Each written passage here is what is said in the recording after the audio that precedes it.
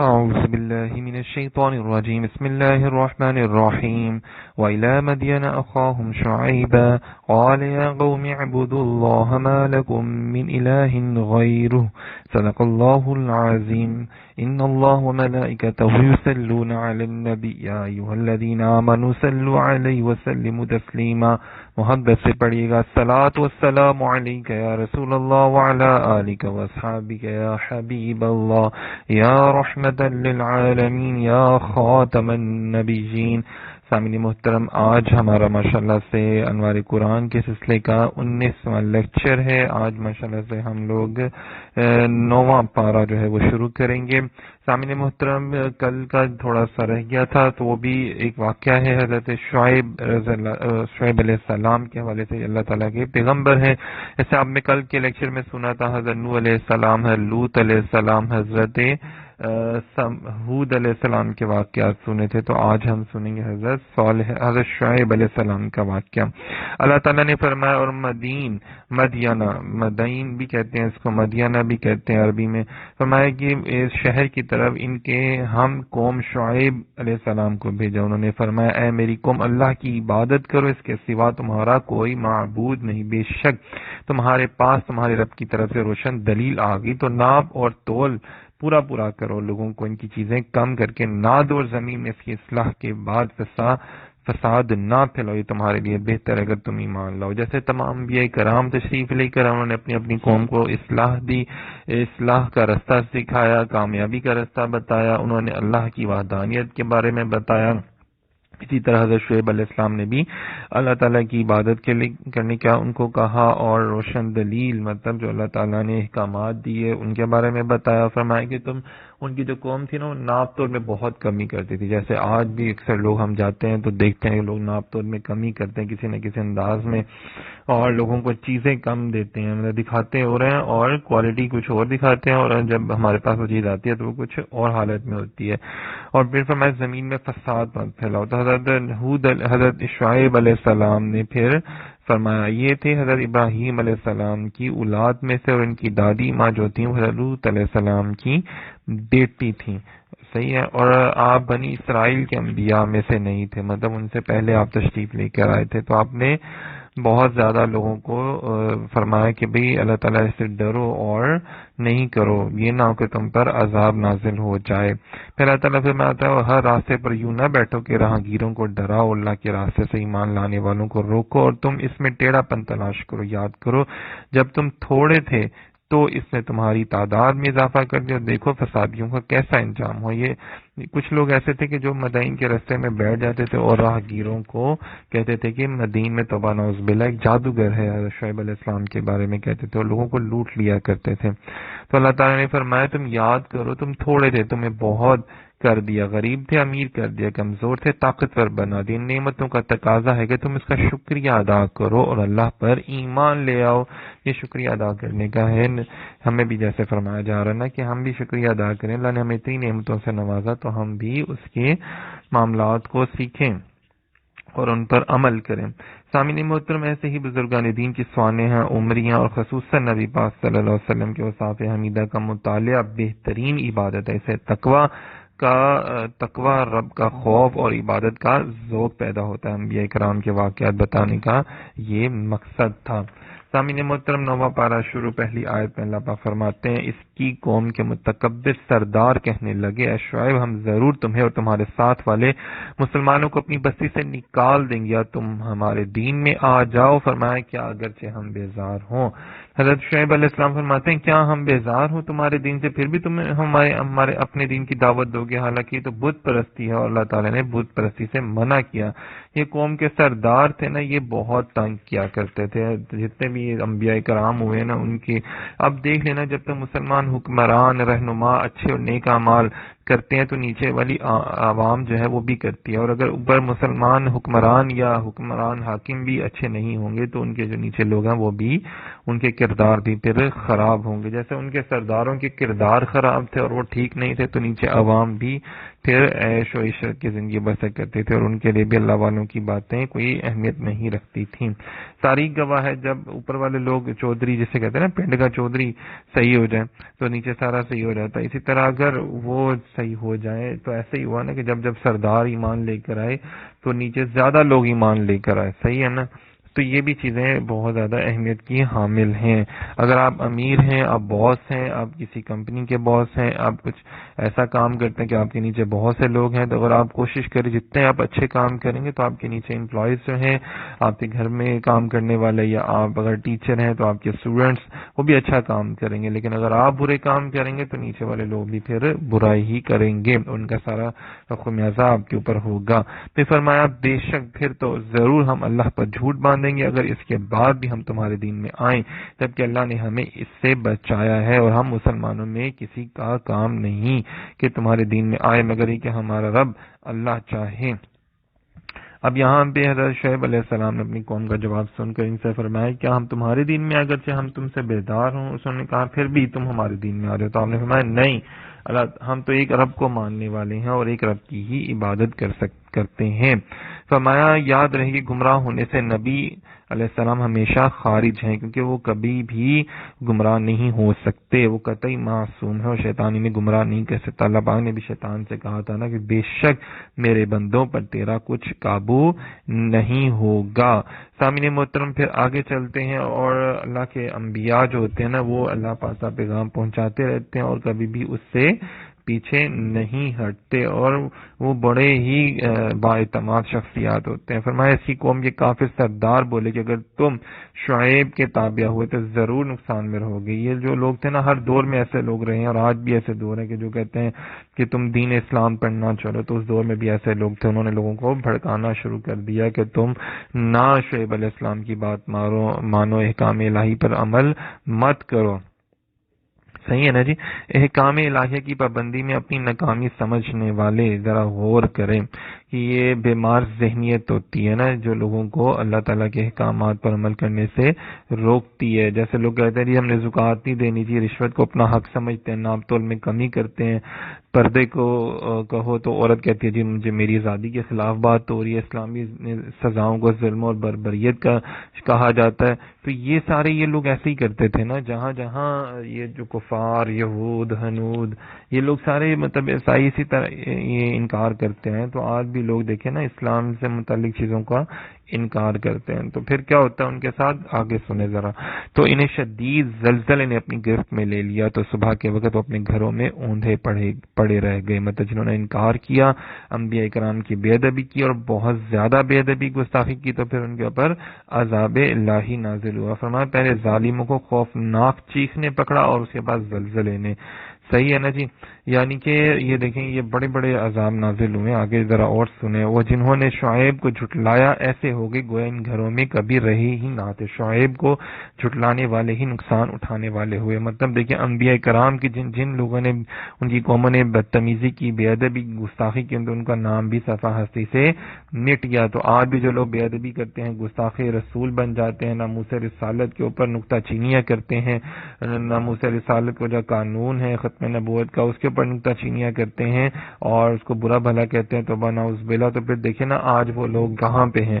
کوئی حکومتیں تو آنی جانی ہوتی ہیں، یہ لوگ بھول جاتے ہیں اقتدار تھوڑے عرصے کا ہوتا ہے، سدا اقتدار صرف اللہ کا ہے. تو ہمیں اللہ پاک سے ٹکر نہیں لینی چاہیے. جو اللہ تعالیٰ کے محبوب بندوں کی بے ادبی گستاخی کرتا ہے تو وہ پھر ان کے نام و نشان تک مٹ جاتے ہیں، لیکن سدا نام اللہ کا رہتا ہے. اور دیکھیں نا ان کے انبیاء کا نام آج بھی ہے، اولیاء کرام کا نام بھی دیکھیں نا آج بھی ہے. جنہوں نے اللہ سے محبت کی تو اللہ پاک بھی لوگوں کے دلوں میں ان کی یاد کو تازہ رکھتا ہے ہر لمحہ. پھر فرمایا تو شعیب نے ان سے منہ پھیرا اور کہا اے میری قوم میں تمہیں اپنے رب کی رسالت پہنچا چکا، تمہارے بھلے کو نصیحت کی، تو کیونکہ غم کروں کافروں کا. فرمایا میں نے تو، اللہ تعالیٰ کے نبی فرماتے میں نے تمہیں سب کچھ دیا، ہر چیز بتائی، حجت پوری کر دی، پھر بھی تم نے ایسا کیوں کیا. تو دیکھیں کفار کی ہلاکت کے بعد حضرت شعیب علیہ السلام نے ان کی لاشوں سے، مردوں سے خطاب کیا. تو اس کا مطلب ہے جو لوگ مر جاتے ہیں مرنے کے بعد وہ سن رہے ہوتے ہیں. تو جیسے صالح علیہ السلام نے بھی اپنی قوم کو سنایا، اسی طرح نبی پاک صلی اللہ علیہ وسلم نے بھی غزوہ بدر میں جب کفار کی لاشوں کو کنویں میں پھینک دیا گیا تو اس وقت رسول اللہ صلی اللہ علیہ وسلم نے فرمایا فَهَلْ وَجَدْتُمْ مَا وَعَدَ رَبُّكُمْ حَقًّا، کیا تم نے اس وعدے کو سچا پایا جو تم سے تمہارے رب نے کیا تھا. عمر فاروق رضی اللہ تعالیٰ نے فرمایا رسول اللہ کیا یہ لوگ سن رہے تو مر چکے ہیں. فرمایا یہ جو میں کہہ رہا ہوں نا اسے تم ان سے زیادہ نہیں سن سکتے، مطلب یہ میری بات کو تم سے زیادہ سن رہے ہیں، سمجھ رہے ہیں، بس وہ بول نہیں سکتے نا۔ تو دیکھیے اگر ایک کافر مرنے کے بعد سن سکتا ہے، اس کی حسیات تیز ہو جاتی ہیں، تو ایک اللہ کے ولی کی شان کیا ہوگی، اور پھر نبی علیہ الصلوۃ والسلام کی شان کا عالم کیا ہوگا سننے کا۔ تو آج بھی اگر ہم اولیاء کرام کی مزارات پہ جائیں، ان کو سلام کریں تو وہ سنتے ہیں، اور اسی طرح اگر ہم انبیاء کرام کی بارگاہ میں حاضر دیں تو وہ بھی سنتے ہیں۔ ہمارا درود و سلام پڑھنا ہی قرآن پاک میں موجود ہے، صحیح ہے۔ پھر سابقہ امتوں کے احوال بتانے کا مقصد کیا تھا کہ نبی پاک صلی اللہ علیہ وسلم کی امت کو جھنجھوڑنا، کہ دیکھو ان سے جو غلطیاں کوتاہیاں ہوئی ہیں تم سے نہ ہو جائیں، یہ میں اور آپ ہم حضور کی امت ہے نا، تو ہمیں یہ کہا جا رہا ہے کہ اپنے آپ کو سنبھالو، غلطیاں نہ کرنا۔ پھر فرمایا اور ہم نے کسی بستی میں کوئی نبی نہ بھیجا مگر ہم نے اس کے رہنے والوں کو سختی اور تکلیف میں پکڑا تاکہ وہ گڑ گڑائیں۔ اللہ تعالیٰ فرماتا ہے کہ میں نے ہر جگہ میں ہدایت دینے والے اپنے انبیاء کرام کو بھیجا، اور یہ تھا کہ ان لوگوں کو شروع میں اللہ پاک نے سختیاں دیں تاکہ وہ گر گڑائیں، اللہ تعالیٰ کے حضور توبہ استغفار کر لیں۔ پھر جب انہوں نے سختیوں پہ آ کے گر گڑائے، نہیں توبہ استغفار نہیں کی، پھر اللہ پاک نے کیا کیا کہ ان کو خوشحالی دے دی، اور ایسی دی کہ بہت زیادہ دے دی۔ جیسے آج ہمارے لوگ کہتے ہیں یار کافر جو ہیں ان کے پاس تو بڑی دولت کے انبار ہے، ہمارے پاس کچھ نہیں ہے، تو پھر یہ دیکھیں اللہ پاک کہتا ہے میں ان کو مہلت دیتا ہوں، پھر کیا کر کے پھر ان کو اچانک ہی پکڑ لیتا ہوں، ان کو پتہ ہی نہیں ہوتا، وہ یہ سمجھ رہے ہوتے ہیں، اپنے گمان میں ہوتے ہیں کہ یار ہم تو نیک بندے ہیں، ہم اس لیے ہمارے اوپر بڑی، تو ہم ایسے ہی نافرمانیاں کرتے ہیں، کون ہمیں پکڑنے والا ہے۔ لیکن پھر جب اللہ کی پکڑ آتی ہے، جب وہ وعدہ پورا ہو جاتا ہے تو پھر بہت زیادہ سختی آتی ہے، اور ان کا نام صفحہ ہستی سے مٹا دیا جاتا ہے، ناگہانی آفات ان کے اوپر آتی ہے نا۔ بہرحال یہ ذرا بڑا غور طلب باتیں ہیں، آپ سب سے گزارش کرتا ہوں کہ ضرور ان کے اوپر بھی اپنے اپنے گھروں میں بیٹھ کے بھی غور کیجیے گا۔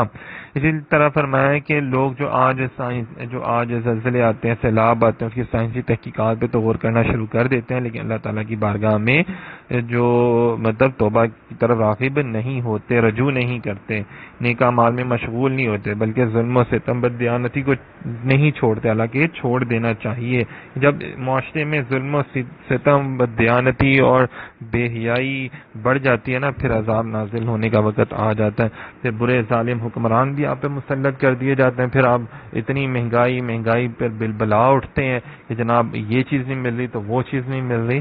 تو یہ ہم سب کو ایک قوم کی حیثیت سے توبہ کرنے کی بھی ضرورت ہے، اور اچھے نیک اعمال بھی ضروری ہیں بہت زیادہ اس کے ساتھ۔ فرمایا اگر بستیوں والے ایمان لاتے اور تقوی اختیار کرتے تو ضرور ہم ان پر آسمان اور زمین سے برکتیں کھول دیتے، مگر انہوں نے تو جھٹلایا تو ہم نے انہیں ان کے اعمال کی وجہ سے پکڑ لیا۔ دیکھیں آسمانی اور زمینی برکتیں اگر آپ حاصل کرنا چاہتے ہیں، ہم دعا کرتے ہیں اللہ باجی ہمیں برکت عطا فرما، تو آسمانی اور زمینی برکتیں کب آئیں گی؟ جب ہم ایمان لائیں گے اور تقوی اختیار کریں گے، پرہیزگاری اختیار کریں گے۔ یہ نہیں کہ ہم عبادتیں تو کریں لیکن اپنے اعمال جو ہیں ہمارے خراب ہوں، لوگوں پر ظلم کر رہے ہوں، تو ایسا کچھ بھی نہیں ہوگا۔ تو تقوی رحمت الہی کا ذریعہ ہے۔ فرمایا جو اللہ سے ڈرے اللہ کے لیے نکلنے کا رستہ اللہ تعالیٰ اس کے لیے دنیا و آخرت کی مصیبتوں سے نکلنے کا رستہ بنا دے گا۔ جیسے دیکھیں نا لوگ نماز بارش کے لیے نماز استسقاء پڑھتے ہیں، سورہ گرہن لگا ہوتا ہے نماز کسوف پڑھتے ہیں نا، اسی طرح جب کوئی مصیبت آ جائے تو نبی پاک صلی اللہ علیہ وسلم فرماتے تھے کہ اللہ تعالیٰ کے حکم کے مطابق انا للہ و انا الیہ راجعون پڑھو تو اللہ تمہاری مشکلیں آسان فرما دے گا۔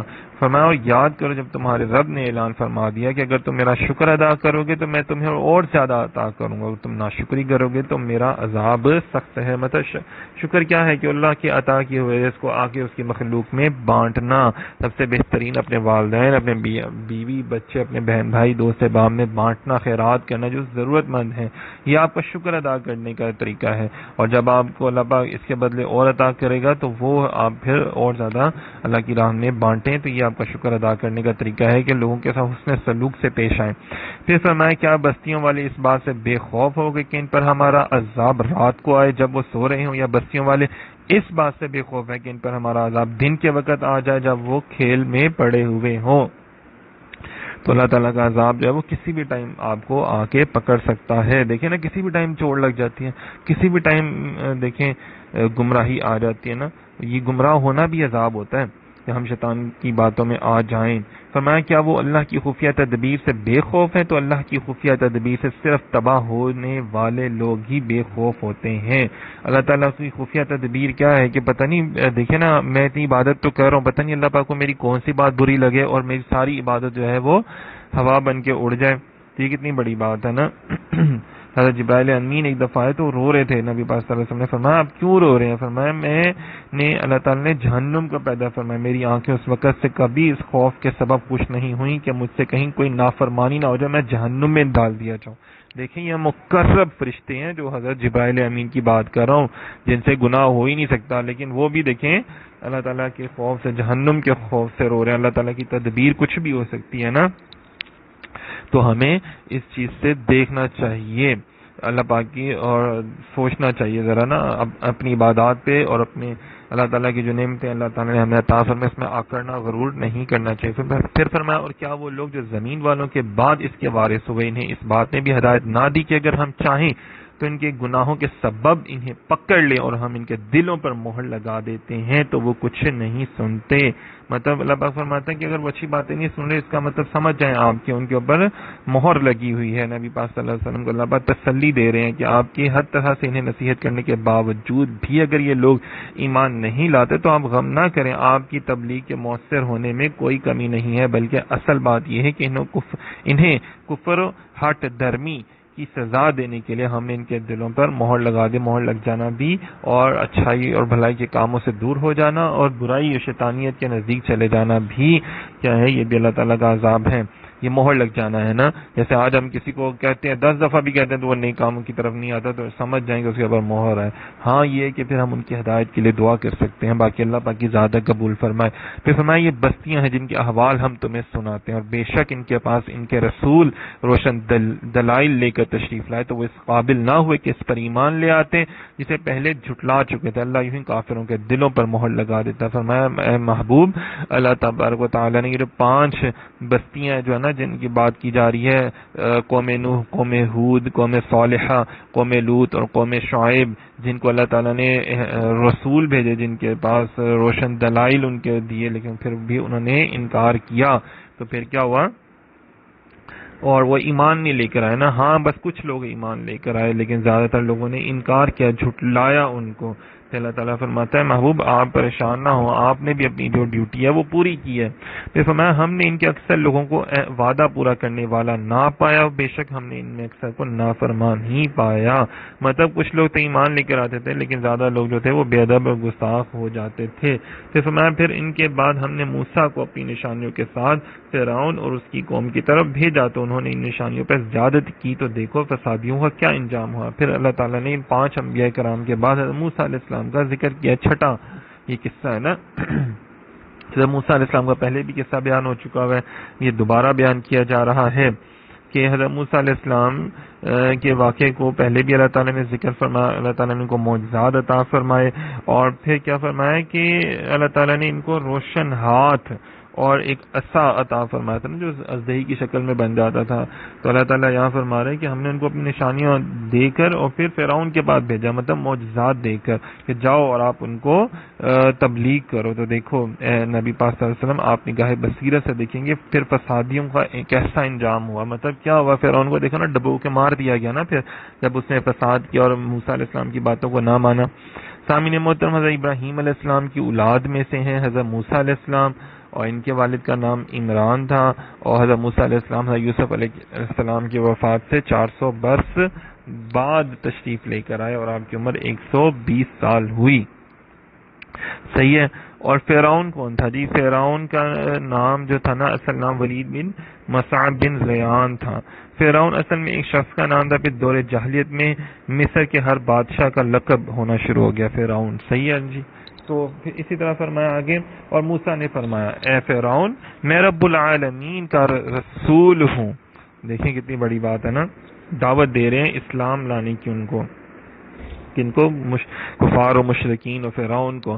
میری شان کے لائق یہی ہے کہ اللہ کے بارے میں سچ کے سوا کچھ نہ کہوں. بے شک میں تم سب کے پاس تمہارے رب کی طرف سے نشانی لے کر آیا ہوں، تو بنی اسرائیل کو میرے ساتھ چھوڑ دے. یعنی کہ اس نے کیا کیا تھا، فرعون نے بنی اسرائیل جو قوم تھی ان سے بڑے کام لیے جاتے تھے، خراب قسم کے اور نیچ قسم کے کام، اور ان کو اوپر بڑا ظلم کیا جاتا تھا. تو آپ گئے اور آپ نے دعوت دی فرعون کو کہ بھئی اب تم اطاعت کرو اللہ کی اور اس کے رسول کی، اور جو ہے کیا اسے کہتے ہیں تم بنی اسرائیل کو چھوڑ دو. بنی اسرائیل بیسیکلی حضرت یعقوب علیہ السلام کی اولاد تھے جو کہ حضرت یوسف علیہ السلام کے بلانے پہ مصر گئے اور پھر وہاں ہی جا کر آباد ہو گئے، اور پھر ان کی نسلیں بہت زیادہ بڑی، یہاں تک کہ حضرت موسیٰ علیہ السلام کے دور میں وہ ہزاروں کی تعداد میں سے بھی زیادہ ماشاءاللہ سے پہنچ چکے تھے. پھر فرمایا اگر تم کوئی نشانی لے کر آئے ہو تو اسے پیش کرو، اگر تم سچے ہو. تو موسیٰ نے اپنا عصا ڈال دیا تو وہ فوراً ایک ظاہر اژدہا بن گیا. فرعون نے جب آپ سے نشانی مانگی تو آپ نے اپنا عصا زمین پہ ڈالا تو وہ ایک بہت بڑا اژدہا بن گیا. پھر فرمایا اپنا ہاتھ گریبان میں ڈال کر نکالا تو وہ دیکھنے والوں کے سامنے جگمگانے لگا. یہ دو معجزات تھے، یہ حضرت موسیٰ علیہ السلام کے ہاتھ مبارک کا معجزہ تھا. سامعین محترم، ایک حضرت موسیٰ علیہ السلام ان کے ہاتھ کا معجزہ ہے کہ ہاتھ روشن ہو جاتا ہے، اور میرے نبی پاک صلی اللہ علیہ وسلم کا دست مبارک جس کو چھو لے وہ روشن ہو جاتا ہے. سبحان اللہ، موسیٰ علیہ السلام کی بھی شان ہے اور میرے نبی پاک صلی اللہ علیہ وسلم کے دست کرم کی بھی بہت زیادہ شان و عظمت ہے. پھر فرمایا قوم فرعون کے سردار بولے بے شک یہ تو بڑے علم والا جادوگر ہے. جب انہوں نے نا، کیونکہ اس دور میں نا جادو بہت مشہور تھا نا اور لوگ جادوگر بہت زیادہ تھے، تو اللہ تعالیٰ نے حضرت موسیٰ علیہ السلام کو معجزات بھی ایسے عطا فرمائے جو عقل و فہم، معجزہ ہوتا ہے عقل و فہم سے بالا تر ہے نا. تو انہوں نے یہ سمجھا کہ یہ جو جادو ہے یہ تو نظر بندی کی گئی ہے. تو پھر کیا ہوا، انہوں نے ان کو جادوگر کہنا شروع کر دیا. تو پھر یہاں پہ پھر اللہ تعالیٰ نے فرمایا، اگلی آیت میں اندازہ کریں اس کے بعد اللہ تعالیٰ کیا فرماتے ہیں کہ ان جادوگروں نے کہا کہ شاید یہ آپ کی نا قوم کو اپنا گرویدہ بنانا چاہتے ہیں اور آپ کے ملک پر قبضہ کرنا چاہتے ہیں. تو پھر حضرت موسیٰ علیہ السلام کے بھائی حضرت ہارون علیہ السلام کو چند روز کی مہلت دی. انہوں نے وہ کہا کہ اچھا ہم بھی ذرا سوچ لیں. پھر انہوں نے کیا کیا کہ جادوگر، ماہر ترین جو جادوگر تھے نا وہ انہوں نے اکٹھے کیا حضرت موسیٰ علیہ السلام سے مقابلہ کرنے کے لیے. تو جب جادوگر آئے انہوں نے کہا جی اب ہم اس کا کیا انعام دیں گے. انہوں نے کہا میں تمہیں اپنا ساتھی بنا لوں گا اور اپنا قریبی خاص بندہ بنا لوں گا اگر تم نے موسیٰ علیہ السلام کو ہرا دیا تو. یہ جادوگر کل 70,000 تھے جن میں چند سردار تھے. سردار سامنے کھڑے ہوئے اور انہوں نے پھر موسیٰ علیہ السلام سے کہا کہ جی آپ کو جادو دکھائیں. موسیٰ علیہ السلام نے فرمایا نہیں پہلے تم کچھ بتاؤ نا، تم کوئی بات کرو. تو حضرت موسیٰ علیہ السلام کو یہ فرمانا اس لیے تھا کہ آپ کو ان کی کوئی پرواہ نہیں تھی، کیونکہ آپ کو پتا تھا کہ یہ تو باطل ہے. تو انہوں نے کیا کیا کہ نا جادو سے اپنی رسیاں جو تھی نا وہ سامنے ڈالی اور نظر بندی ہوئی، اور وہ لوگوں کو کیا تھا، وہ لوگوں کو نظر آنا شروع ہو گیا سانپ. لیکن جب حضرت موسیٰ علیہ السلام نے اپنا عصا چھوڑا تو وہ بہت بڑا وہ اژدہا بن گیا، اور اتنا بڑا اژدہا بن گیا کہ اس نے ایک منہ کھولا اور ان کے ساری سانپوں کو نگل لیا، جو کہ 300 اونٹ جتنا وزن اٹھا سکتے ہیں نا اتنا وہ تھے سارے کے سارے ان کے سانپ. تو سارا کا سارا وہ کھا لیا اس نے. تو وہ حیران اور پریشان ہوئے کہ یار یہ کیا بات ہے، یہ تو قدرت کا کرشمہ ہو سکتا ہے، معجزہ ہو سکتا ہے، یہ کوئی جادو نہیں ہو سکتا. کیونکہ وہ اس لوگ جانتے تھے نا، اسی فیلڈ کے بندے تھے، تو وہ جانتے تھے کہ یار یہ جادو نہیں ہے، یہ تو اللہ کا کوئی معجزہ ہے، اللہ کی نشانی ہے اور یہ سچے پیغمبر ہے. تو پھر انہوں نے کہا آمنا برب العالمین، یعنی ہم تمام جہانوں کے رب پر ایمان لائے، اور کہتے ہوئے سجدے میں گر پڑے. جادوگروں نے حضرت موسیٰ علیہ السلام کا یہ ادب کیا کہ آپ کو مقدم کیا اور آپ کی اجازت کے بغیر اپنے عمل میں مشغول نہ ہوئے، اور اللہ تعالیٰ نے ان کو کیا سے کہتے ہیں دولت ایمان عطا فرمائی. کتنی بڑی بات ہے نا. وہ سارے کے سارے ایمان لے آئے تھے پھر حضرت موسیٰ علیہ السلام پر. پھر فرمایا فرعون نے کہا تم اس پر ایمان لے آئے قبل اس سے کہ میں تمہیں اجازت دوں، یہ تو بہت بڑا دھوکہ ہے. مجھے لگتا ہے کہ تم اس کے ساتھ ملے ہوئے تھے موسیٰ علیہ السلام کے ساتھ، اور موسیٰ تمہارے استاد ہے، تم نے کوئی خفیہ سازش کیا میرے خلاف. تو اس نے کیا کیا کہ میں تمہارے ہاتھ اور پاؤں کاٹ دوں گا، تمہیں دریائے نیل کے کنارے پھانسی دے دوں گا. فرعون کی اس گفتگو پر بھی جادوگروں نے جواب دیا بے شک ہم اپنے رب کی طرف پلٹنے والے ہیں، تو ہمیں موت کا کیا غم، کیونکہ مرنے کے بعد ہمیں اپنے رب کی لقاء اور اس کی رحمت نصیب ہوگی، اور جب سب کو اسی کی طرف رجوع کرنا ہے تو وہ خود ہمارے اور تمہارے درمیان فیصلہ فرما دے گا. دیکھیں کتنی بڑی بات ہے کہ ادھر وہ ایمان لے کر آئے اور فوراً ہی ان کو پھر شہید کر دیا گیا، ان کے ہاتھ پاؤں کاٹے گئے. مطلب دیکھیں کہ پچھلی امتوں پر کتنا وہ سختی ہوتی تھی نا، کتنے معاملات ان کے ہوتے تھے. یہ لوگ حضرت عبداللہ ابن عباس فرماتے ہیں یہ لوگ دن کے وقت جادوگر تھے اور اسی روز آخر وقت میں شہید کر دیے گئے، مسلمان ہوئے اور شہید کر دیے گئے. کہ دیکھو حضرت موسیٰ علیہ السلام کی صحبت نے پرانے کافروں کو ایک دن میں ایمان والا بنا دیا، صحابی بھی بنا دیا ان کا، اور شہادت کے مراتب بھی عطا فرما دیے. تو یہ دیکھو یہ حضرت کلیم اللہ ہیں، ان کی صحبت اتنا اثر کرتی ہے، تو پھر جو حبیب ہیں اللہ کے نبی پاک حضرت محمد مصطفیٰ صلی اللہ علیہ وسلم کی صحبت جو ہے وہ کتنا اثر کرے گی. تو حضور کے غلاموں کی شانیں بہت وراء الورا ہیں جو حضور کے صدقے سے اللہ نے ان کو عطا فرمائی. پھر فرمایا قوم فرعون کے سردار، قوم فرعون کے سردار بولے کیا تو موسیٰ اور اسی قوم کو اس لیے چھوڑ دے گا تاکہ وہ زمین میں فساد پھیلائیں، اور موسیٰ تجھے اور تیرے مقرر کیے ہوئے معبودوں کو چھوڑے رکھیں. فرعون نے کہا اب ہم ان کے بیٹوں کو قتل کریں گے، ان کی بیٹیاں زندہ رکھیں گے، اور بے شک ہم ان پر غالب ہیں. اندازہ کریں سرداروں نے یہ اس لیے کہا تھا کہ جادوگروں کے ساتھ 6 لاکھ آدمی بھی ایمان لے آئے تھے. اور پھر فرمایا کہ اور سرداروں نے کہنا شروع کر دیا، انہوں نے کہا یار یہ تو ہماری ساری جو پیسے لگے ہوئے ہیں، ہماری سیٹیں خطرے میں ہیں، تو ہم فرعون کو بھڑکائیں. انہوں نے فرعون کو بھڑکانا شروع کر دیا. لیکن اصل میں کیا ہوا تھا کہ اتنے بڑے معجزات دیکھ کر اندر سے فرعون بھی تھوڑا سا ہل گیا تھا کہ یار یہ کیا بات ہوئی، میں تو بڑا ایزی لے رہا تھا لیکن یہ تو بہت بڑا معجزہ ہے اور اللہ تعالیٰ کا خاص کرم ہو گیا موسیٰ علیہ السلام پر. اور یہ سارا معاملات اچھا اصل میں وہ بھی جانتا تھا کہ یہ جو کفار و مشرکین ہوتے ہیں یہ سارے جانتے ہیں اصل حقیقت اللہ ہی ہے، اور انبیاء جو ہیں وہ اللہ تعالیٰ کے نیک بندے ہوتے ہیں، اللہ تعالیٰ کے نیک رسول ہوتے ہیں، اور وہ کوئی گناہ نہیں کر سکتا. لیکن یہ صرف اپنی ہٹ درمی، اپنا لالچ جو ہے نا وہ ان کے سامنے ہوتا ہے. یہ شیطان سے انہوں نے دوستیاں کر لی ہوتی ہیں نا. پھر فرمایا موسیٰ نے اپنی قوم سے فرمایا اللہ سے مدد طلب کرو اور صبر کرو، بے شک زمین کا مالک اللہ ہے اور وہ اپنے بندوں میں جسے چاہتا ہے وارث بنا دیتا ہے. اللہ تعالیٰ فرماتا ہے کہ میں جسے چاہتا ہوں اپنا زمین پر وارث بنا دیتا ہوں. اچھا انجام صرف پرہیزگاروں کے لیے ہوتا ہے. جب لوگوں نے کہا کہ یار اے موسیٰ انہوں نے پہلے بھی ہمیں تکلیف دی اور اب پھر تکلیف ہمیں دے رہے ہیں تو اب ہم کیا کریں، تو آپ نے فرمایا تم اللہ سے مدد طلب کرو نا، تھوڑا صبر تو کرو نا، پھر دیکھو اللہ تمہارے اوپر کتنی بارشیں کرتا رحمتوں کی برکتوں کی. قوم نے کہا ہمیں آپ کے تشریف لانے سے پہلے بھی تشریف آوری کے بعد بھی ستایا گیا ہے. موسیٰ نے فرمایا قریب تمہارا رب تمہارے دشمنوں کو ہلاک کر دے گا، تمہیں زمین میں جانشین بنا دے گا، پھر وہ دیکھے گا کہ تم کیسے کام کرتے ہو. اللہ تعالیٰ کے نبی فرماتے ہیں کہ اللہ تعالیٰ تمہیں بڑا کچھ عطا فرمائے گا، تمہارے دشمنوں کو ہلاک کر دے گا، تھوڑا صبر تو کرو. اچھا جی یہ باتیں علم غیب سے تعلق رکھتی ہیں. ابھی یہ ہوا نہیں ہے، ہونا تھا اور پتہ بھی نہیں، کیونکہ تب اتنا ظلم ہو رہا تھا، یہ ایسا لگتا نہیں تھا کہ ایسا ہوگا جیسا موسیٰ علیہ السلام فرما رہے ہیں. لیکن تاریخ گواہ ہے کہ بعد میں پھر ایسا ہی ہوا جیسے جیسے اللہ کے پیغمبر نے بیان فرمایا تھا. دیکھیں اللہ تعالیٰ اپنے پیغمبروں کو علم غیب عطا فرماتا ہے. اور بے شک ہم نے فرعونیوں کو کئی سال کے قحط اور پھلوں کی کمی میں گرفتار کر دیا تاکہ وہ نصیحت حاصل فرمائیں. اللہ تعالیٰ فرماتا ہے کہ ہم نے ان کو عذاب میں مبتلا کر دیا اور کئی سال بارش نہ ہوئی، اور ایک ایسا وقت آیا کہ کھجور کے درخت بس صرف ایک ہی کھجور اگتی تھی. اندازہ کریں. فرعون کی عمر کے بارے میں یہاں بتایا جا رہا ہے کہ 400 سال کی عمر میں سے 320 سال تک اس کو کبھی درد نہیں ہوا، کبھی بخار نہیں ہوا، یا بھوک میں وہ مبتلا نہیں ہوا تھا. اگر اس کے ساتھ ایسا ہوتا تو کبھی خدا ہونے کا دعویٰ نہ کرتا. اللہ تعالیٰ نے ڈھیل دی ہوئی تھی نا اس کو بہت زیادہ. تو یاد رہے کہ اللہ تعالیٰ کی طرف سے بھیجی ہوئی آفتوں اور مصیبتوں میں بھی بہت ساری حکمتیں ہوا کرتی ہیں. اللہ تعالیٰ انسان کو غفلت سے باہر نکال کر اپنا اطاعت و فرما بردار بندہ بنانا چاہتا ہے. اس لیے کبھی زلزلہ، کبھی طوفان، کبھی سیلاب اور کبھی کوئی نہ کوئی مصیبت آتی ہے. تو اللہ چاہتا ہے کہ میرا بندہ میری بارگاہ میں سجدہ ریز ہو تو میں اسے بہت زیادہ نوازوں. پھر فرمایا تو جب انہیں بھلائی ملتی تو کہتے یہ ہمارے لیے ہے، جب برائی پہنچی تو اے موسیٰ اسے موسیٰ اور ان کے ساتھیوں کی نحوست قرار دیتے. سن لو ان کی نحوست اللہ ہی کے پاس ہے لیکن ان میں اکثر نہیں جانتے. مطلب ان کو اچھا ملتا تھا، کام ان کے اچھے ہو جاتے تو کہتے یہ ہماری قابلیت کی وجہ سے، اور اگر کوئی برا ہوتا تو کہتے یہ توبہ نعوذ باللہ ان لوگوں کی وجہ سے کہ یہ لوگ ہمارے معبودوں کو جھوٹا کہتے ہیں نا، اس وجہ سے بدشگونی توہم پرستی کرتے ہیں نا بہت زیادہ. تو اللہ تعالیٰ نے توہم پرستی بدشگونی سے بھی منع فرمایا ہے بہت زیادہ. پھر فرمایا اور فرعونیوں نے کہا ہے موسیٰ تم ہمارے اوپر جادو کرنے کے لیے ہمارے پاس کیسی بھی نشانی لے آؤ، ہم ہرگز تم پر ایمان لانے والے نہیں ہیں. وہ پھر وہی نا ظاہر کو وہ جادو سمجھتے تھے نا، حالانکہ وہ اللہ کی قدرت تھی.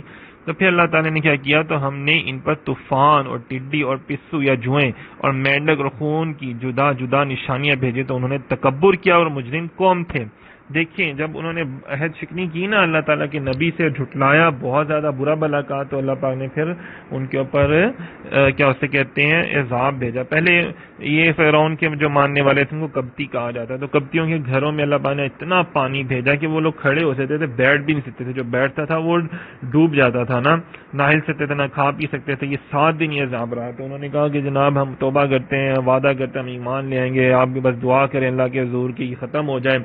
تو حالانکہ وہ دیکھیں نا، تو پھر انہوں نے کتنا ستایا تھا. آئے پھر در موسیٰ پر، تو پھر انہوں نے دعا کی موسیٰ علیہ السلام نے، اللہ پاک نے وہ عذاب دور کیا. جب عذاب دور ہوا تو پھر وہ ناشکری انہوں نے کر دی اور بدتمیزی کرنا شروع کر دی. تو پھر اللہ تعالیٰ کو یہ بہت زیادہ ناپسند ہوا. پھر وہ کیا ہوا، پھر جب ابھی کیونکہ بارش کا پانی تھا نا وہ اتنا اچھا رہا، تو پھر اللہ پاک نے ان کے لیے دوبارہ سے کھیتیاں اگائیں اور شادابی آئی، کھیتیاں خوب ہوئیں. تو فرعون یہ کہنے لگے یہ پانی تو نعمت تھا اور ایمان نہ لے کر آئے. اور پھر 1 مہینہ بڑا سکون سے گزرا. پھر اللہ پاک نے ٹڈیوں کا عذاب بھیج دیا جنہوں نے ان کی کھیتیاں کھا لیں، درخت کھا لیے، مکان کے دروازے تختے کھا لیے. پھر وہ بڑا گھبرائے اور پھر انہوں نے کہا کہ جناب آپ ہمارے لیے دعا کریں، یہ وعدہ یہ ختم ہو جائے عذاب، ہم ایمان لے آئیں گے. پھر 7 دن یہ عذاب رہا. پھر اللہ تعالیٰ کے نبی نے دعا فرمائی. دیکھیں کتنی بڑی بات ہے کہ اسی طرح پھر ایک اور عذاب نازل ہوا. پھر مطلب کیڑے مکوڑے پڑ گئے، پھر مینڈکوں کا عذاب آیا. بڑا ہی مطلب ایسے معاملات ہوتے رہے ان کے اوپر. وہ ہر دفعہ کہتے کہ ہم جی معافی مانگتے ہیں. بڑی جاہل قوم تھی نا یہ لوگ، بڑے جہالت والے تھے، اور بڑے انہوں نے اللہ تعالیٰ کے نبیوں کو، خاص کر موسیٰ علیہ السلام کو بہت تنگ کیا، بہت دفعہ وعدہ کیا اور پھر ہر دفعہ توڑ دیتے تھے نا.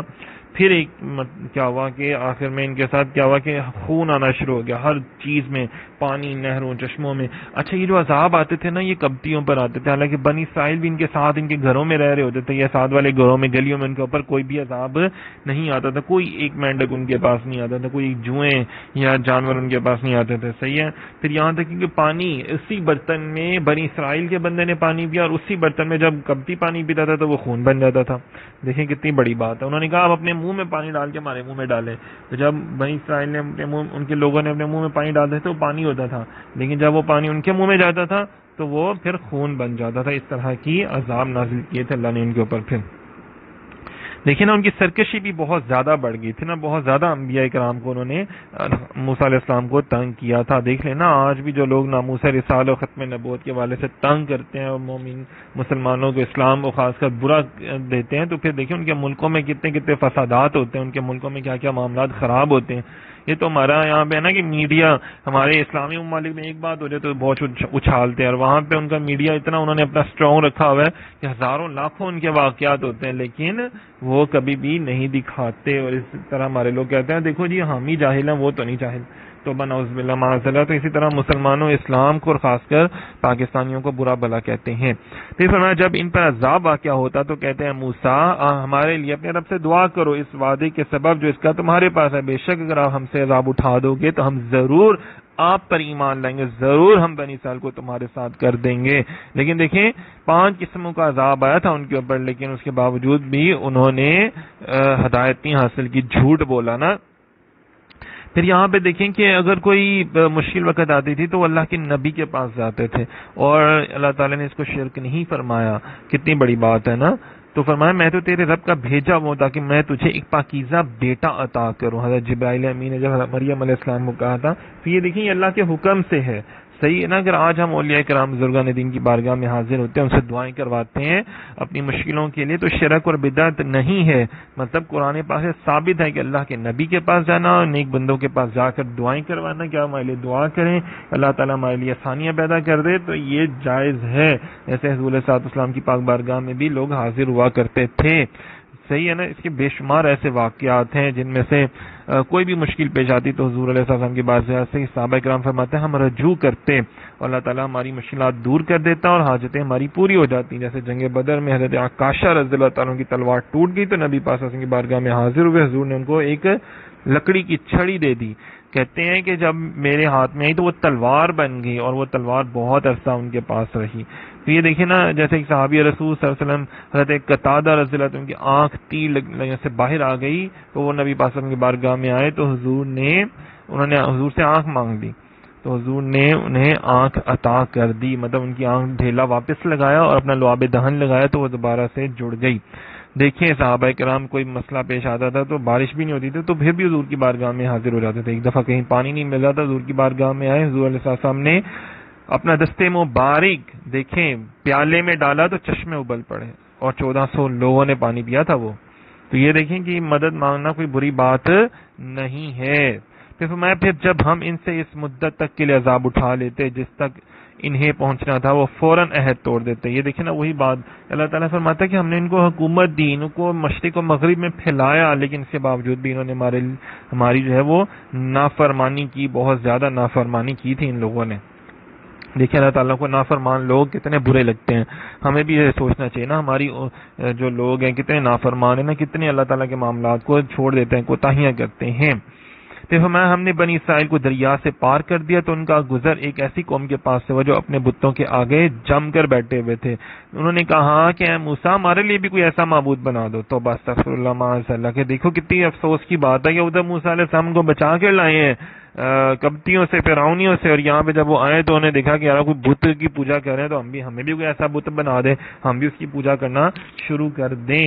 تو موسیٰ علیہ السلام نے فرمایا کیا تمہارے لیے اللہ کے سوا کوئی اور معبود تلاش کروں، حالانکہ اس نے تمہیں سارے جہان والوں پر فضیلت عطا فرمائی۔ یاد کرو جب ہم نے تمہیں فرعونیوں سے نجات دی جو تمہیں بہت بری سزا دیتے، تمہارے بیٹوں کو قتل کرتے، تمہاری بیٹیوں کو زندہ رکھتے، اس میں تمہارے رب کی طرف سے بڑی آزمائش تھی۔ مطلب فرما رہے ہیں موسیٰ علیہ السلام ان کو یاد دلا رہے ہیں کہ بھئی تمہارے پر اللہ کا اتنا فضل، اللہ تعالیٰ نے تمہیں کھیتیاں دیں، اللہ تعالیٰ نے تمہیں لباس دیے، اللہ تعالیٰ نے تمہیں فضیلت عطا فرمائی، اور تم پھر جو ہے وہ شکر ادا کرنے کی بجائے ناشکری کر رہے ہو۔ اس کی بڑی تفصیل جو سورہ بقرہ میں بھی بیان فرما دی گئی ہے۔ پھر اللہ تعالیٰ نے فرمایا اور ہم نے موسیٰ سے 30 راتوں کا وعدہ فرمایا، ان میں 10 راتوں کا اضافہ کر کے پورا کر دیا تو اس کے رب کا وعدہ 40 راتوں کا پورا ہو گیا۔ اور موسیٰ نے اپنے بھائی ہارون سے کہا تم میری قوم میں میرا نائب رہنا اور اصلاح کرنا، فسادیوں کے راستے پر نہ چلنا۔ یہ آیت 142 ہے، یہ 9واں پارہ ہم پڑھ رہے ہیں۔ اندازہ کریں اس میں کیا فرمایا جا رہا ہے کہ حضرت موسیٰ علیہ السلام نے 40 رات عبادت کی۔ اسی طرح نبی پاک صلی اللہ علیہ وسلم بھی غار حرا میں عبادت کیا کرنے کے لیے تشریف لے کے جایا کرتے تھے۔ تو اسی طرح جو آج لوگ اعتکاف کرتے ہیں نبی پاک صلی اللہ علیہ وسلم کی سنت ادا کرتے ہوئے، اور اسی طرح اولیاء کاملین اللہ کے نیک بندے بزرگ جو ہیں وہ 40 دن کا چلہ کرتے ہیں یا اعتکاف کرتے ہیں، 40 روز کے لیے عبادت کرتے ہیں، تو یہ بھی انبیاء کرام کی سنت ہے۔ کچھ عرصے کے لیے الگ تھلگ بیٹھ کے اپنے رب کو راضی کرنا، اپنے رب کی عبادت کرنا، یہ بھی انبیاء کرام بزرگان دین کی سنت ہے۔ اور پھر یہاں پہ یہ بات ہو رہی ہے کہ حضرت موسیٰ علیہ السلام جب تشریف لے کر گئے کوہ طور پر اللہ کی بارگاہ میں، تو جب ان کو توریت کی کتاب ملنی تھی تو انہوں نے اپنے پیچھے اپنے بھائی ہارون علیہ السلام کو رکھا، چھوڑا لوگوں کی جو ہے ان کی کیا تعلیم و تربیت کے لیے۔ سامعین محترم ایک حدیث پاک ہے ختم نبوت کے حوالے سے کہ موسیٰ علیہ ایک مرتبہ اسی طرح جہاد پر جاتے ہوئے مولا علی شیر خدا کو حضور نے خواتین اور بچوں پر بوڑھوں پر چھوڑا، تو حضرت مولا علی شیر خدا رضی اللہ عنہ رونے لگے نا کہ یا رسول اللہ صلی اللہ علیہ وسلم میں تو سپاہی ہوں، لڑنے والا ہوں، تو آپ مجھے ان کے ساتھ چھوڑ کے جا رہے ہیں۔ آپ نے فرمایا کہ اے علی تم میرے ساتھ ایسے جیسے موسیٰ کے ساتھ ہارون تھے، لیکن ہارون تو نبی تھے نا، آپ نبی نہیں ہو، میں کیونکہ میرے بعد کوئی نبی نہیں آئے گا۔ یہ کتنی بڑی بات ہے نا۔ پھر فرمایا جب موسیٰ ہمارے وعدے کے وقت پر حاضر ہوا، اس کے رب نے اسے کلام اللہ تعالیٰ نے حضرت موسیٰ علیہ السلام سے پھر کلام فرمایا۔ جب کلام فرمایا تو حضرت موسیٰ علیہ السلام نے دیکھا کہ اللہ پاک کی ذات بہت خوش ہے، بڑی عطائیں ہو رہی ہیں، تو پھر انہوں نے فرمایا لن ترانی، مولا مجھے اپنا دیدار عطا فرما۔ کتنی بڑی بات ہے نا کہ میں تجھے دیکھنا چاہتا ہوں۔ تو اللہ تعالیٰ نے فرمایا البتہ اللہ تعالیٰ نے فرمایا تو مجھے ہرگز نہ دیکھ سکے گا، البتہ اس پہاڑ کی طرف دیکھ، یہ اگر اپنی جگہ پر ٹھہرا رہا تو عنقریب تو مجھے دیکھ لے گا۔ پھر جب اس کے رب نے پہاڑ پر اپنا نور چمکایا تو اسے پاش کر دیا اور موسیٰ بے ہوش ہو کر گر گئے۔ پھر جب ہوش آیا تو عرض کی تو پاک ہے، میں تیری طرف رجوع لایا اور میں سب سے پہلا مسلمان ہوں۔ اتنی بڑی بات ہے نا کہ اللہ تعالیٰ نے ان کو پھر بلایا کوہ طور پر، اور اللہ تعالیٰ نے وہاں پہ پہاڑ کو ہر طرف سے 12 میل کی مقدار تک اللہ تعالیٰ نے اس کو بادلوں سے ڈھک دیا، یہاں تک کہ شیاطین اور زمین کے جانور حتیٰ کہ ساتھ رہنے والے فرشتے تک وہاں سے اللہ پاک نے علیحدہ فرما دیے۔ اور اللہ تعالیٰ نے ان کے سامنے سے پردے ہٹائے تو انہوں نے لوہے محفوظ پر چلنے قلم جو لکھ رہا ہوتا ہے نا اس کی آواز بھی سنی حضرت موسیٰ علیہ السلام نے. اور پھر اللہ تعالیٰ نے ان سے کلام فرمایا کہ جبرائیل پاس تھے لیکن وہ بھی اس کلام کی آواز نہ سن سکے. کتنی بڑی بات ہے. پھر اللہ تعالیٰ نے فرمایا کہ تو مجھے نہ دیکھ سکے گا, ہاں پہاڑ پر دیکھے گا, وہ ٹھہر گیا تو پھر شاید ہو جائے. تو یہ اللہ تعالیٰ کا دیدار ناممکن نہیں ہے. ہاں ہر بندے کی اپنی اپنی کیپیسٹی ہوتی ہے نا. تو اگر دیدار الہی ناممکن تھا تو اس کی دعا کرنا ناجائز ہوتا. موسیٰ علیہ السلام اللہ کے نبی کبھی کسی ناجائز کام کے لیے دعا نہیں کرتے.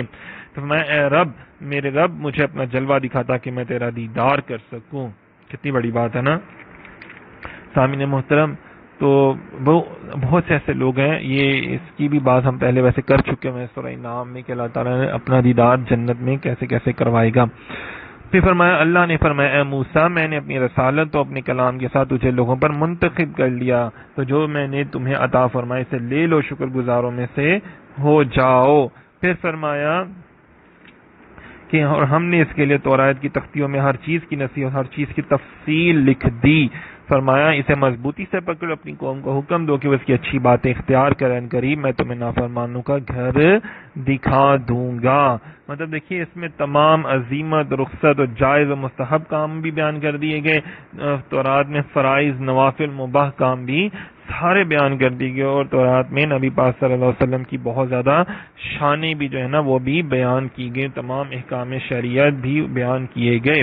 پھر فرمایا اور میں اپنی آیتوں سے لوگوں کو پھیر دوں گا جو زمین میں ناحق اپنی بڑائی چاہتے ہیں, اور اگر وہ یہ سب نشانیاں دیکھ لیں تو بھی ان پر ایمان نہیں لاتے.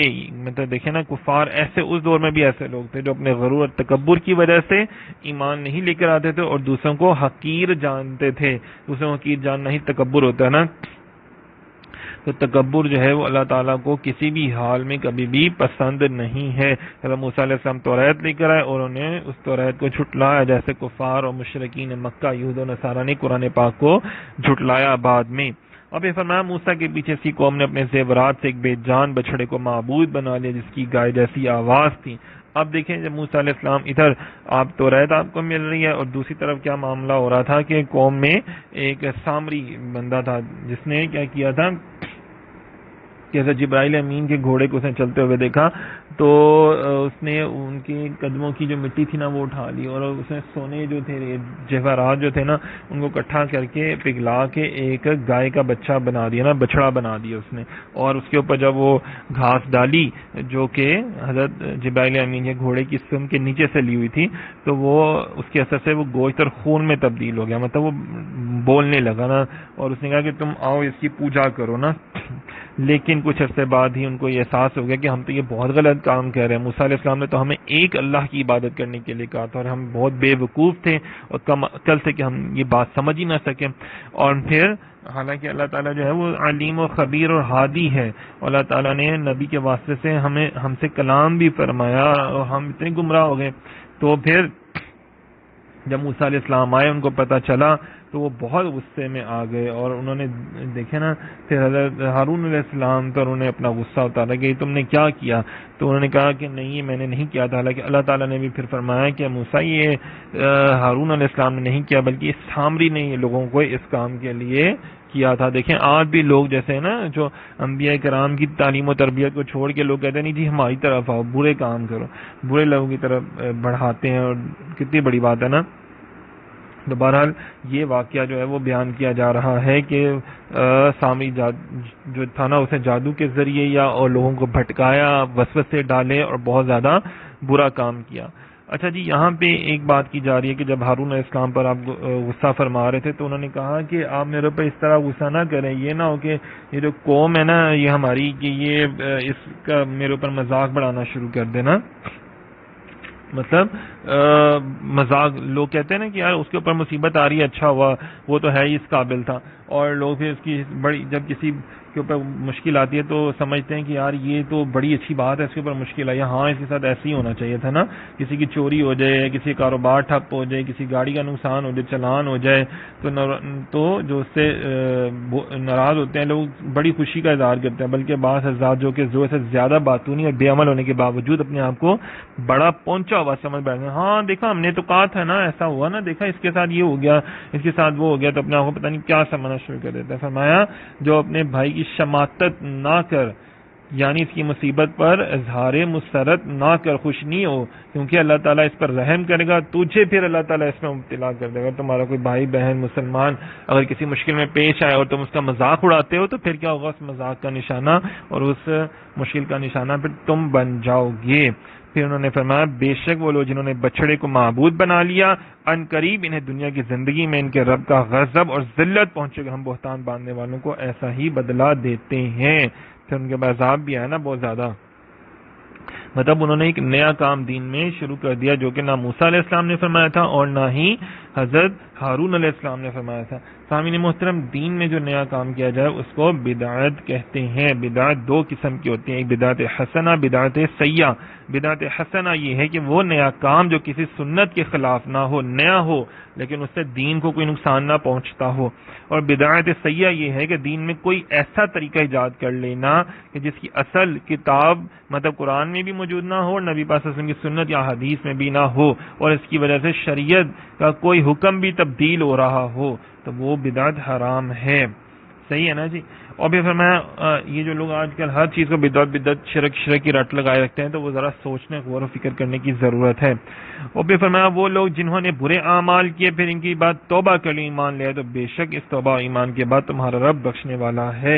مطلب اگر کوئی توبہ کر لے تو توبہ کی بہت زیادہ فضیلتیں بیان کی گئی ہیں، تو اللہ تعالیٰ توبہ قبول کرنے والا ہی ذات ہے، اور ہمیں بھی کبھی بھی اللہ تعالیٰ بہت خوش ہوتا ہے جب کوئی بندہ اس کی بارگاہ میں حاضر ہوتا ہے اور توبہ استغفار کرتا ہے۔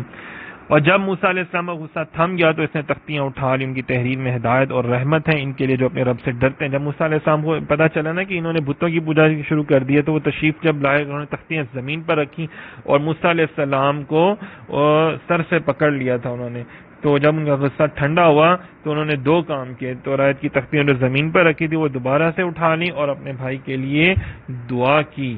صحیح ہے نا کہ ان سے تو یہ غلطی نہیں ہوئی تھی نا، تو جب ان کو حقیقت حال کا پتہ چلا کہ ان کے بھائی کا قصور نہیں تھا، اصل قصور تو سامری کا تھا اور ان لوگوں کا کہ جنہوں نے موسیٰ علیہ السلام کی تعلیمات کو جھٹلا دیا چند عرصے میں پھر فرمایا اور موسیٰ نے ہمارے وعدے کے لیے اپنی قوم سے 70 مرد منتخب کر لیے۔ پھر جب انہیں زلزلے نے پکڑ لیا تو موسیٰ نے عرض کیا میرے رب اگر تو چاہتا تو پہلے ہی انہیں مجھے ہلاک کر دیتا، کیا تم ہمیں اس کام کی وجہ سے ہلاک فرمائے جو ہمارے بے عقلوں نے کیا۔ مطلب یہ ہے کہ حضرت موسیٰ علیہ السلام جو ہے نا تمام جو قبیلے تھے ان کے منتخب لوگوں کو 70 لوگوں کو جب آپ لے کر گئے اور تو وہاں پہ اللہ تعالیٰ نے فرمایا کہ روزے رکھیں، اور کیا اسے کہتے ہیں پھر اللہ تعالیٰ نے فرمایا کہ توبہ اس طرح قبول ہوگی کہ ان کو جان دینا ہوگی، تو سارے ان کی جان سب مر گئے۔ تو انہوں نے کہا موسیٰ علیہ السلام نے اللہ باجی یہ مر گئے تو یہ تو میری قوم میرے اوپر قتل کا الزام لگا دے گی، تو آپ مہربانی فرمائیں یہ تو بے عقل ہے، تو ان کی سزا آپ سب کو نہ دیں بلکہ ہمارے اوپر کرم فرمائیں۔ سامعین محترم اس آیت سے معلوم ہوا کہ شفاعت نبی برحق ہے جس سے دنیا کی اور دین کی آفتیں ٹل جاتی ہیں۔ اسی حضرت موسیٰ علیہ السلام نے ان سب کی شفاعت فرمائی جو ان کے کام آئی، اور کتنی بڑی بات ہے نا، اللہ تعالیٰ نے موسیٰ علیہ السلام کی شفاعت کی وجہ سے ان کو معاف فرمایا تھا، ورنہ تو اور کوئی بات نہیں تھی۔ اور ہمارے لیے اس دنیا میں اور آخرت میں بھلائی لکھ دے، بے شک ہم نے تیری طرف رجوع کیا، فرمایا میں جسے چاہتا ہوں اپنا عذاب پہنچاتا ہوں، میری رحمت ہر چیز کو گھیرے ہوئے، تو ان قریب میں اپنی رحمت ان کے لیے لکھ دوں گا جو پرہیزگار اور زکا دیتے ہیں اور وہ ہماری آیتوں پر ایمان لاتے ہیں۔ پھر فرمایا وہ جو اس رسول کی تباہ کریں جو غیب کی خبریں دینے والے ہیں۔ دیکھیں نا اللہ پاک فرماتا ہے کہ غیب کی خبریں دینے والے ہیں، مطلب نبی پاک صلی اللہ علیہ وسلم کی ذات کے بارے میں فرمایا جا رہا ہے جو کسی سے پڑھے ہوئے نہیں ہیں، مطلب نبی پاک صلی اللہ علیہ وسلم کو ظاہری کسی استاد نے نہیں پڑھایا بلکہ اللہ تعالیٰ نے ہی سکھایا، علم عطا فرمایا، جسے یہ اہل کتاب اپنے پاس توراۃ اور انجیل میں لکھا ہوا پاتے ہیں، انہیں نیکی کا حکم دیتے ہیں، انہیں برائی سے منع کرتے ہیں۔ مطلب اہل کتاب کون ہے؟ توراۃ اور انجیل میں اللہ تعالیٰ فرماتے ہیں کہ ہم نے سب کچھ لکھا ہوا ہے نبی پاک صلی اللہ علیہ وسلم کے بارے میں، تمام اسوہ حسنہ اور صاف حمیدہ کے بارے میں بیان ہو چکا ہوا ہے. فرمایا ہے جو ان پر تھی تو وہ لوگ جو اس نبی پر ایمان لیں اور اس کی تعظیم کریں، ان کی مدد کریں، تو اس نور کی پیروی کریں جو اس کے ساتھ نازل کیا گیا، تو وہی لوگ فلاح پا جانے والے ہیں. کتنی بڑی بات ہے نا. نبی اور نبی پاک صلی اللہ علیہ وسلم کی شان جو ہے نا وہ بیان کی جا رہی ہے. حضور صلی اللہ علیہ وسلم کا علم غیب بھی بیان کیا جا رہا ہے. بار بار دیکھیں حضور صلی اللہ علیہ وسلم کے ساتھ ساتھ اور صاف بیان کیے جاتے ہیں کہ آپ اب تا قیامت کے لیے آپ ہی نبی ہیں اور آپ کے بعد کوئی بھی نبی نہیں آئے گا. اور آپ کی نعتیں جو ہیں وہ تورات اور انجیل میں ماشاءاللہ سے بیان کی گئی ہیں. کیسے بیان کی گئی ہیں جناب ذرا غور کریں. جو لوگ یہود و نصارہ سے امپریس ہو جاتے ہیں نا، ان کی کتابوں میں نبی پاک کی شان کیا ہے کہ ہم نے تمہیں شاہد و مبشر و نذیر امیوں کا نگہبان بنا کر بھیجا. تم میرے بندے اور میرے رسول ہو. میں نے تمہارا نام متوکل رکھا، نہ بد خلق ہو، نہ سخت مزاج ہو، نہ بازاروں میں پھرنے والے ہو، بے شک بلکہ خطا کاروں کو معاف کرنے والے ہو میرے محبوب آپ. اور آپ صراط مستقیم پہ لوگوں کو چلانے والے ہیں. اور آپ کی بدولت اندھی آنکھیں، بینا اور بہرے کان، سننے والے اور پردوں میں لپٹے ہوئے دل کشادہ ہو جائیں گے. دیکھیں کتنی بڑی بات ہے. اسی طرح حضرت کعب احبار نے بھی تورات اور انجیل میں جو آپ کی نشانیاں تھیں وہ بیان فرمائی.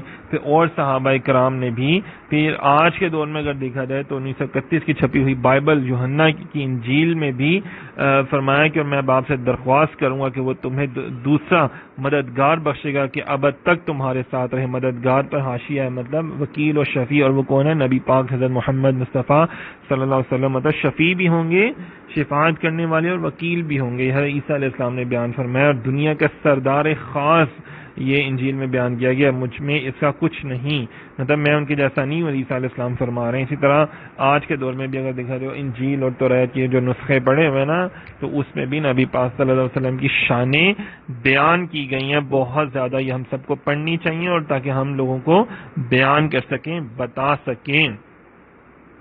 اچھا جی، حضرت اس سے معلوم ہوا کہ حضرت اور تو وہی لوگ فلاح پانے والے ہیں جو ان کی تعظیم کرتے ہیں نبی پاک صلی اللہ علیہ وسلم کی، اعتقادی، عملی، قولی، فعلی، ظاہری، باطنی ہر لحاظ سے حضور کا ادب کرتے ہیں اور حضور پر ایمان لے کر آتے ہیں. وہی لوگ جو ہیں وہ جہالت سے دور ہیں. پھر فرمایا یہ شان امت محمدی کی ہے، مطلب نبی پاک صلی اللہ علیہ وسلم کی امت کی شان بیان، امت کی بھی شان جو ہے نا وہ بھی تورات میں بیان فرمائی گئی ہے کہ اللہ پاک آخرت میں ان کے لیے کتنی بھلائی کرے گا.